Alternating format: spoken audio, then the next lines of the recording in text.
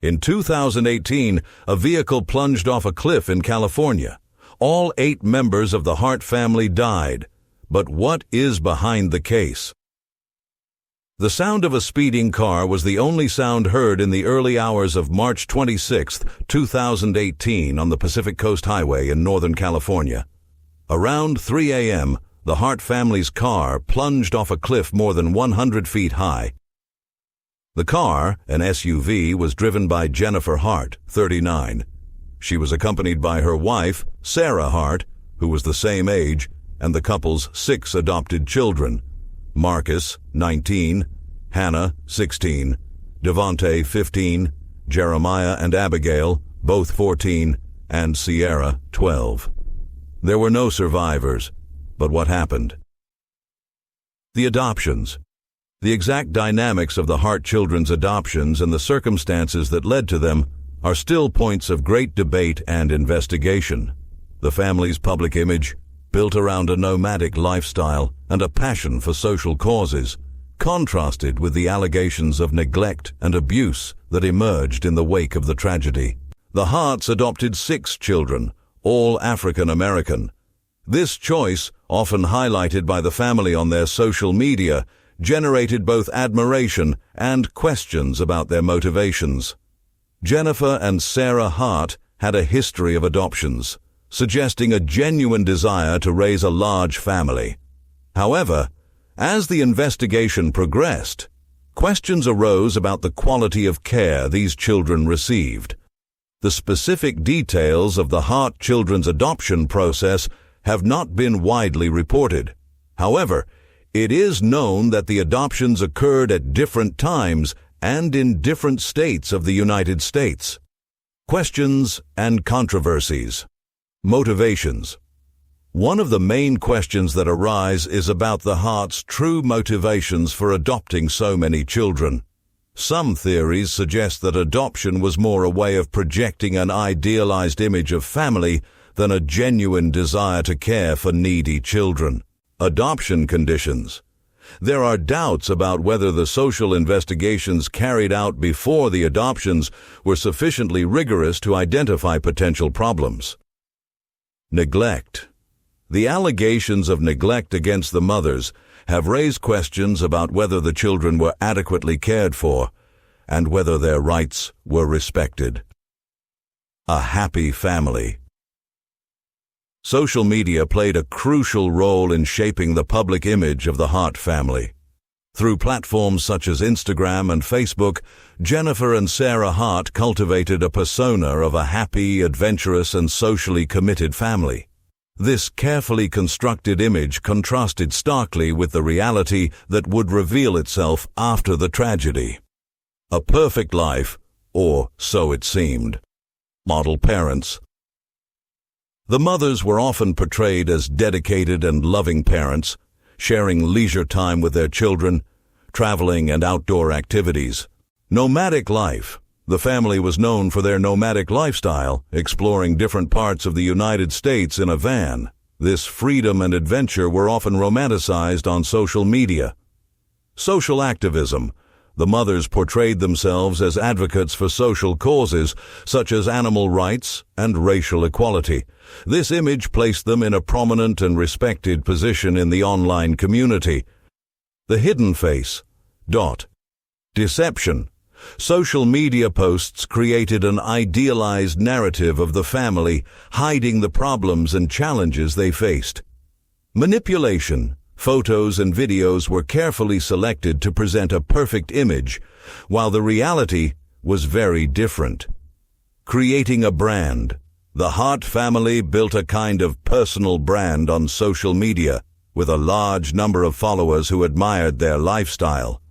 Those who followed the Hart family were certain that they were a happy family.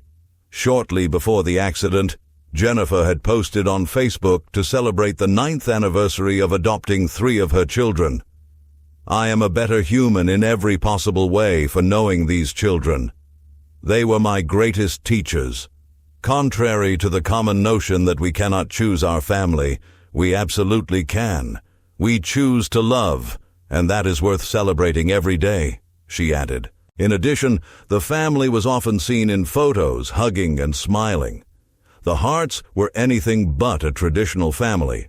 After all, they traveled all over the country, attending music festivals to hear their favorite bands and even political rallies, such as Bernie Sanders in Vancouver, Washington, in 2016, when they showed up wearing matching T-shirts with the senator's image.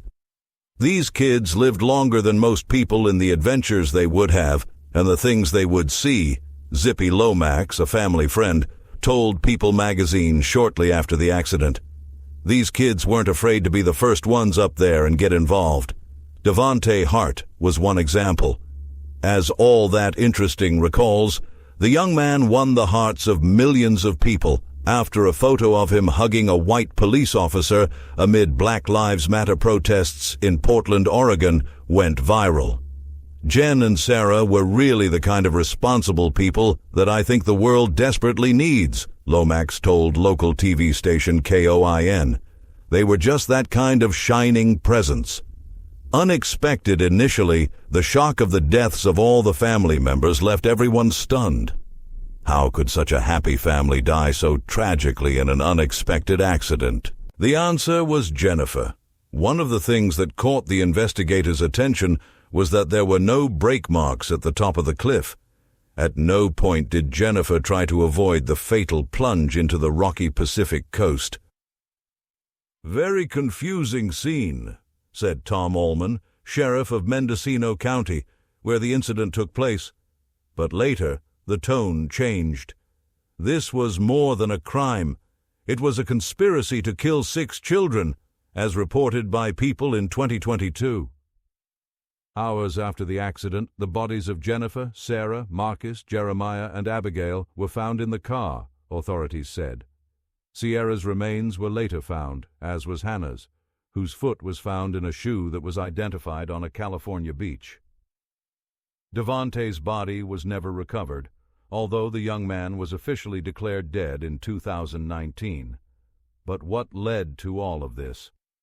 Weeks after the deaths, People points out, authorities began to show signs that Jennifer and Sarah had built an abusive relationship with their children. According to neighbors Dana and Bruce DeKalb, in the summer of 2017, Hannah jumped out of her second-story window and came to them begging for help, according to a Clark County Sheriff's Office incident report. "She wanted us to take her to Seattle because they weren't treating her right," Bruce said. "Don't make me go back," the young woman allegedly pleaded. She appeared to be missing 2 front teeth, the DeKalbs said. What's more, People obtained access to records from when the Harts lived in Alexandria. During that time, Sarah was accused of hitting one of her daughters. The incident came to light after a teacher found bruises on Abigail's body. When questioned, the teacher heard, "Mommy hit me." During the police interview, Sarah admitted to letting her anger get out of control and hitting her daughter the day before. But according to the local news outlet Oregonian, it was Jennifer who Abigail said hit her. Sarah still reported taking her daughter into the bathroom, laying her over the edge of the bathtub, and striking her in the back. She was charged with domestic battery and malicious punishment. But when she pleaded guilty, her domestic battery charge was dropped. Her 90-day jail sentence was commuted to 1 year of supervised probation. When Abigail's body was found after the 2018 accident, she was covered in bruises indicating past abuse, police said. Another case involves Devonte. Earlier in 2018, he allegedly begged neighbors for food after his mothers had withheld food as a form of punishment. On March 23, 2018, Dana DeKalb called Child Protective Services, CPS, which sent a caseworker to the Hart family's 2-story home, where he left a business card on the door. CPS returned to the home the next day and found no sign of the business card on the door or the family, who had already left, never to return. Later, according to the New York Times, Dana blamed herself for what happened. "Because I reported them to CPS, they ran away and killed these kids." The motive for the murder-suicide. To this day, No one knows for sure why Jennifer drove her car off the cliff, but there are a few pieces that help piece together the puzzle. According to All That Interesting, authorities discovered that Jennifer's blood alcohol level exceeded the legal limit. Investigators also discovered that Sarah Hart and at least one of the children had Benadryl, an anticholinergic commonly used to temporarily relieve symptoms of respiratory allergies or the common cold, in their systems. The ingredient commonly found in the allergy drug, Benadryl, can make people drowsy. In addition, internet searches on Sarah Hart's phone included questions such as, "What over-the-counter medications can you take for an overdose?" And, "Is death by drowning relatively painless?"